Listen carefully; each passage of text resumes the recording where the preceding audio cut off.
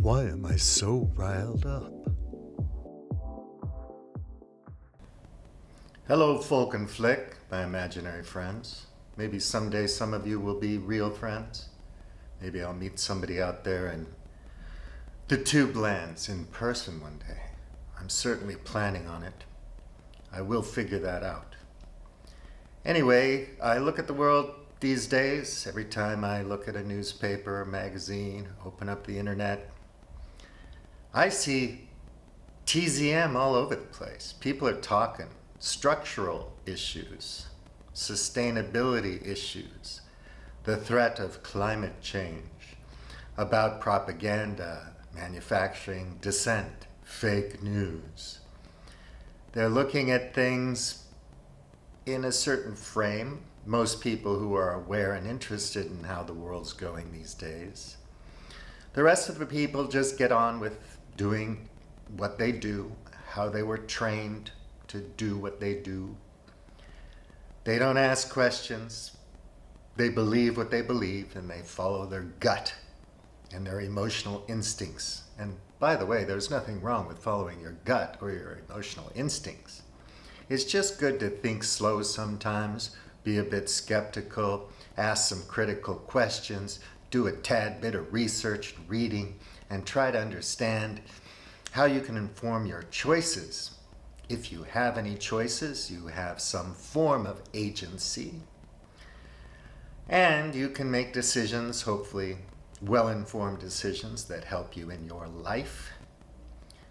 And if not, well, you're just going with the tide, the ebb and flow of history, of current events. May those tides take you wherever they take you, hopefully not to a shocking, horrific, panic-ridden destination, but somewhere kind of nice.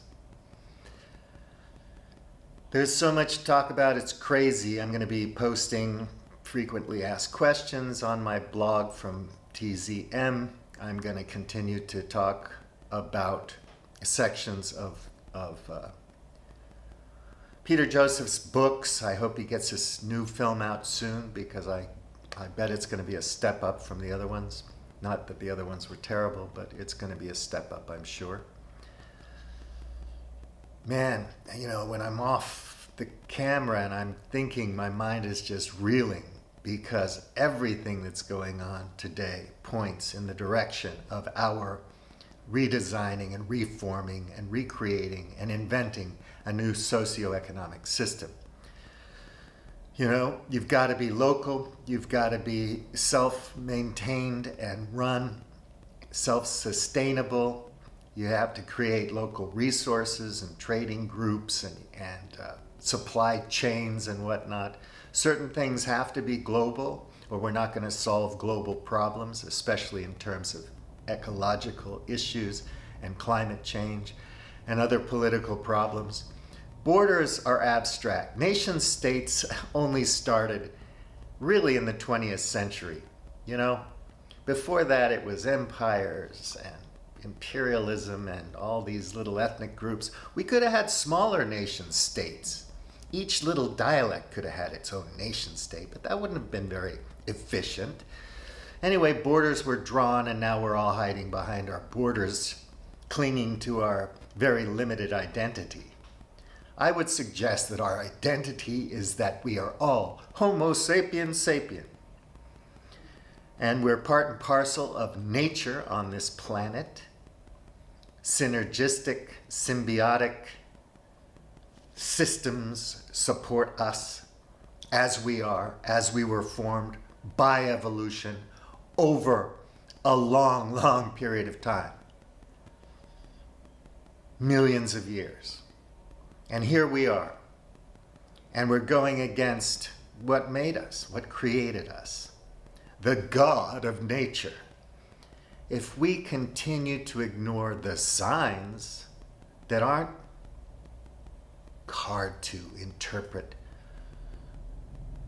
enigmatic signs in Bronze Age books or Middle Ages books, but the signs that the tools of science reveal all the time, all around us, and that emerging and evolving scientific theories are giving us the insight to understand in terms of how the world works. If we ignore these signs, if we pretend they don't matter, in favor of supporting global capital, the financialization of the world, the commodification of everything you know, if we do that, we are headed towards disaster. Oh my God. And I know you think, I don't want to listen to this asshole talk. I don't give a damn. I pay the rent, I make money, I've got social status. Okay, fine. But this freight train is headed right at you, my friend. And you cannot get out of the way because you're in a psychological tunnel with your myopic vision of the world. There's no place for you to run and hide. You can't jump to the left. You can't jump to the right. You can't cling to the ceiling or duck under that train.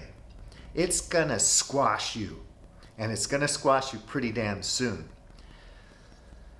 I want to talk about some things, some ideas I have about reforming or creating local economies with people. I think that's extremely important, that wherever you live, you start to network with your neighbors and talk with them seriously and carefully and caringly and lovingly about these things. Because if enough of us around the world can start to create local economies that allow us more freedom, more self-determination, where we can get off of all of these platforms and out of these systems that don't make any sense, even to a tiny degree, we will have the ability to communicate our successes to people who don't have the wherewithal or the commitment to understand this train of thought, and people can start to maybe get an idea that there's something there. If it's right there in their community, and they can see it and interact with it and have a relationship with it, then they'll start to believe there may be another way. There may be a way out. People just don't understand how many alternatives there are. They don't understand that things could be different. They take the way things are and the way things have been for granted. But if you look back at history, although there are certain things that are definitely in common with all cultures from all times, since civilization began, since we started growing wheat and barley and rice, there are a lot of commonalities between all of us. We are all human beings. The differences are much slighter across cultures and across ethnicities than the things we have in common. We have to recognize that. And we have to stop wasting our time hating the other, the outsider. That's bullshit. That's just the way they train you, with the whip and the chair like you're in some damn circus. That's the way they get you to conform to their will, so that they can have you doing things that support them. And the they and the them I'm talking about are people with power and too much goddamn money, who think they know everything because they have too much power and too much goddamn money. So you think Bill Gates or Jeff Bezos are geniuses? They're pirates. They pirated existing technology that taxpayers paid for, and they identified a market. Fuck! How ingenious is that? Wow, I think people are gonna need personal PCs in the future, and I think if we create a mouse and interface, Look, you got to give them credit where credit's due. But these people don't know it all. They're not bench scientists or research scientists or engineers or doctors or lawyers, carpenters, plumbers. They don't know everything. They're people who got lucky, and now they think they know everything. They think they know best how and where to put their money. Their philanthropy is a big boon for the world. Bullshit. if you have a job that gives you a sense of pride and dignity in community with people who care about you, if you're even polite and friendly to people, you don't have to love everybody. You can just be loving. You can walk that walk. And in community with other people, you'll feel confident that you are appreciated and loved. And you'll be able to be a human being again, because the rest of it doesn't matter. Bitcoin was finished the minute mainstream finance decided it was a store of value and decided they were going to co-opt it, take it over by investing in it and fucking with the prices the same way they used to do it with gold and other things. So fiat currency is already in that mix. It's over. I suggest we make our own blockchain and give it away to people in the TZM community for projects that they can do. And they trade that crypto among themselves. They agree to opt in. It's up to them. It's not something you're going to trade for a buck. Now, you're going to still need fiat currency to do business in the world, but we could do something to have a little more freedom and sovereignty in our world, in the world we want to create, even on a tiny scale. There are so many ideas out there. I don't know why we're not all just getting together all the time and thrashing them out and trying to figure out what to do. The 1%, they're going to have a war. They're going to cull us.